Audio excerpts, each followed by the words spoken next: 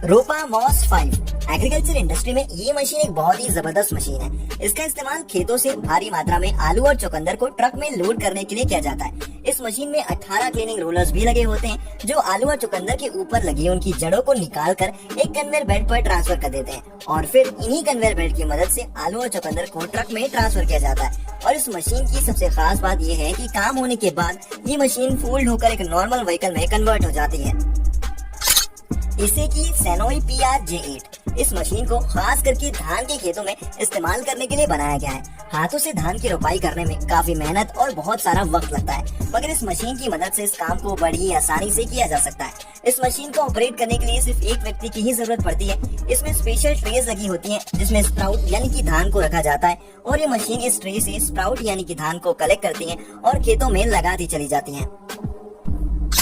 स्पेजिया इस मशीन का इस्तेमाल फसल पर से वीड्स निकालने के लिए किया जाता है। इस मशीन को एक इटालियन कंपनी ने बनाया है। इसमें फसल को एक स्पेशल हॉट फोम से ट्रीट किया जाता है जिसका तापमान लगभग 70 डिग्री सेल्सियस तक का होता है। इस मशीन में किसी भी तरीके के केमिकल्स का इस्तेमाल नहीं किया जाता है और ये मशीन पूरी तरीके से बायोडिग्रेडेबल होती है, जिसकी वजह से वातावरण और फसल को किसी भी तरीके की हानि नहीं पहुँचती है। वाकई में ये मशीन काफी कमाल की है। आपकी इसके बारे में क्या राय है हमें कमेंट बॉक्स में कमेंट करके जरूर बताएं।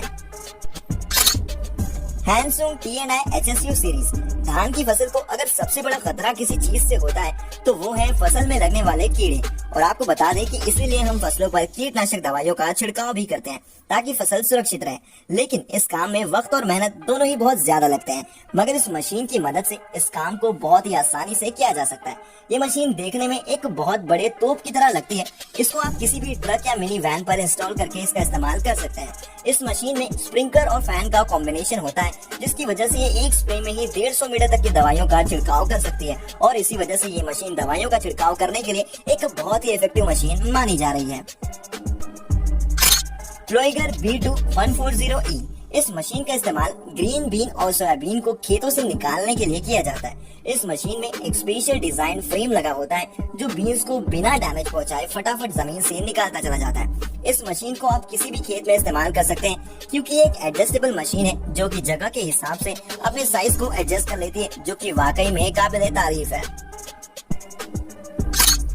फायरफ्लाई ऑटोमेटिक्स R300 अगर आप गार्डन्स में बिछी खूबसूरत ग्रास बेड्स को देखकर शौक हो जाते हैं और ये सोचते हैं कि आखिर इन्हें इतने परफेक्ट तरीके से कैसे तैयार किया जाता है, तो आपको एक बार इस मशीन को जरूर देखना चाहिए क्योंकि ये मशीन जमीन से ग्रास लेयर को कट करने का काम करती है। ये मशीन अपने काम में इतनी माहिर है कि ये सभी ग्रास को सेम साइज और सेम थिकनेस में कट करती है और साथ ही साथ ये उस ग्रास को रोल करके स्टोर भी करती है और ये भी इंश्योर करती है कि जब तक ये ग्रास रोल कारखाने ना पहुंच जाए तब तक ये वहाँ पे सुरक्षित रहनी चाहिए।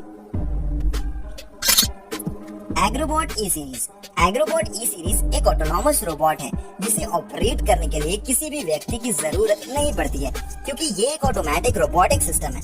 इस सिस्टम में 24 रोबोटिक आर्म्स होती हैं जो स्ट्रॉबेरीज से डंठल निकालने का काम करती हैं। और इतना ही नहीं, ये एक एक करके स्ट्रॉबेरीज को स्कैन करती हैं और उनके कलर से ये पता लगाती हैं कि ये बेरीज काटने लायक है या नहीं। और जो बेरीज काटने लायक होती हैं ये उन्हें काट लेती हैं और खराब बेरीज को छांट करके अलग भी कर लेती हैं। यानमार PH1A ये छोटी सी दिखने वाली मशीन असल में एक बहुत बढ़िया और धमाकेदार मशीन है। इस मशीन का इस्तेमाल गोभी और ब्रोकली जैसे सब्जियों को लगाने के लिए किया जाता है और इतना ही नहीं बल्कि थोड़ी सी मॉडिफिकेशन करके आप इसकी मदद से आलू और बाकी सब्जियों को भी प्लांट कर सकते हैं। और इस मशीन की सबसे खास बात यह है कि इसके व्हील्स एडजस्ट हो सकते हैं और वो भी इंडिपेंडेंटली। और इसके इस फीचर की वजह से आप इसे ऊबड़ खाबड़ वाली जमीन पर भी आसानी से इस्तेमाल कर सकते हैं, जो कि वाकई में काफी कमाल की बात है। सोमारिफ M20 इस मशीन का इस्तेमाल टोबैको यानी कि तंबाकू की हार्वेस्टिंग के लिए किया जाता है। इस मशीन का डिजाइन बहुत ही यूनिक होता है। ये मशीन फसल के साइड से मूव करती है ताकि फसल डैमेज ना हो और जैसे जैसे ये मशीन आगे बढ़ती है वैसे वैसे ये पेड़ों को पिक करती है, उनकी पत्तियों को कट करती है और फिर उन्हें एक ड्राइंग रैक में स्टोर कर देती है।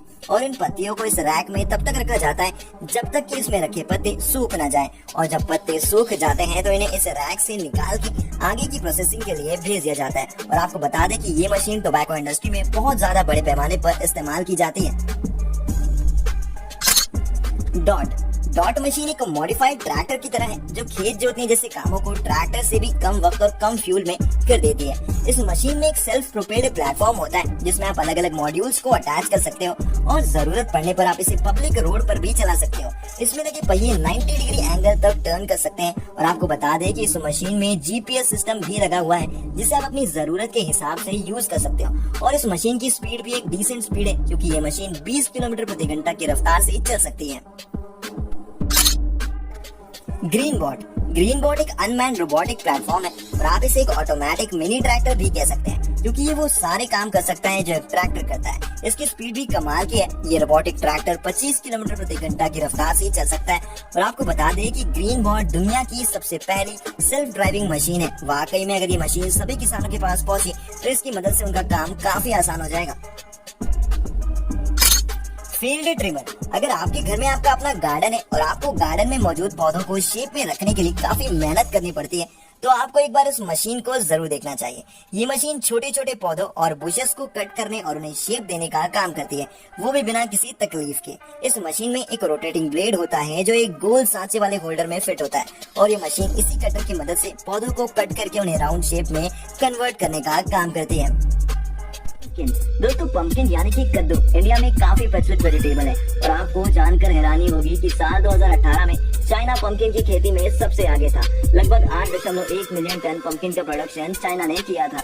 दोस्तों, पंपकिन को उगाने के लिए सबसे पहले इस मशीन की हेल्प से पके हुए पंपकिन के बीजों को अलग कर लिया जाता है और बचा हुआ अपशिष्ट खाद के रूप में इस्तेमाल होता है और फिर इन बीजों को खेतों में उगाया जाता है। जब पंपकिन पककर तैयार हो जाते हैं तो इस हार्वेस्टिंग मशीन की हेल्प से इनको अलग किया जाता है और फिर इनको कुछ समय के लिए हल्के गर्म पानी में छोड़ दिया जाता है ताकि इनसे सारी गंदगी और खराब बैक्टीरिया बाहर निकल जाए। उसके बाद इनकी पैकिंग कर दी जाती है, फिर इनको मार्केट में बेचने के लिए भेज दिया जाता है। रेड करी, दोस्तों ये रेड करी कद्दू का ही छोटा रूप होता है, यानी ये कद्दू की ही एक प्रजाति है। इस मशीन द्वारा रेड करीज को अलग किया जाता है और इसके बाद इनका ट्रांसपोर्टेशन फैक्ट्री में कर दिया जाता है जहां बारी बारी से इन वेल सेटल्ड मशीनों द्वारा इनकी धुलाई की जाती है। इन मशीनों को डिजाइन इसी तरीके से किया गया है कि इनकी मदद से सभी प्रकार के फलों और सब्जियों से सारी गंदगी खुद ब खुद बाहर निकल जाती है और फिर कंटेनर में भरकर इनको पैक कर दिया जाता है। ब्रोकली, दोस्तों ब्रोकली काफी प्रचलित वेजिटेबल है जो गोभी की एक प्रजाति है। दोस्तों ब्रोकली कैंसर के मरीजों के लिए काफी फायदेमंद होता है और इम्यूनिटी को बूस्ट करने के लिए काफी मददगार वेजिटेबल मानी जाती है। ब्रोकली को उगाने के लिए सबसे पहले नर्सरी में इसके बीजों से छोटे छोटे पौधे तैयार कर लिए जाते हैं। उसके बाद इन पौधों को खेतों में उगाया जाता है और समय समय पर इनकी सिंचाई और रखरखाव किया जाता है। ब्रोकली जब पूरी तरीके से पककर तैयार हो जाती है तो उसके बाद आधुनिक तकनीक द्वारा बनाई गई हार्वेस्टिंग मशीनों द्वारा इन ब्रोकली को डायरेक्ट पौधों से अलग कर लिया जाता है। दरअसल दोस्तों इन मशीनों को डिजाइन इस तरीके से किया गया है कि ये मशीन ब्रोकली को बिना किसी नुकसान के अनवांटेड पौधों से अलग कर देती है। इसके बाद इन ब्रोकलीज को कंटेनर में भर लिया जाता है और इन कंटेनर में बर्फ डालकर इनको सुरक्षित रखा जाता है। कैबेज, दोस्तों ये भी गोभी की ही एक प्रजाति है और ये इंडिया में काफी पाई जाती है। इसका उत्पादन भी ब्रोकली जैसे ही किया जाता है। कैबेज की हार्वेस्टिंग के लिए सेम ब्रोकली में यूज की गई मशीन की तरह ही इस मशीन का इस्तेमाल किया जाता है। ये मशीन कैबेज के अनवांटेड पत्तों को बड़ी आसानी से अलग कर देती है और फिर इनको कंटेनर में भर दिया जाता है, फिर बाजार में बेचने के लिए भेज दिया जाता है। दोस्तों आज की वीडियो के लिए बस इतना ही। आपको इस वीडियो में कौन सा प्रोडक्शन सबसे ज्यादा अच्छा लगा हमें कमेंट करके जरूर बताएं और अगर आपने अभी तक हमारे चैनल को सब्सक्राइब नहीं किया है तो चैनल को सब्सक्राइब करके पास में दिए गए बेल आइकन को दबाकर ऑल का ऑप्शन जरूर सेलेक्ट कर लें। तो दोस्तों मिलते हैं अगले वीडियो में, तब तक के लिए नमस्कार।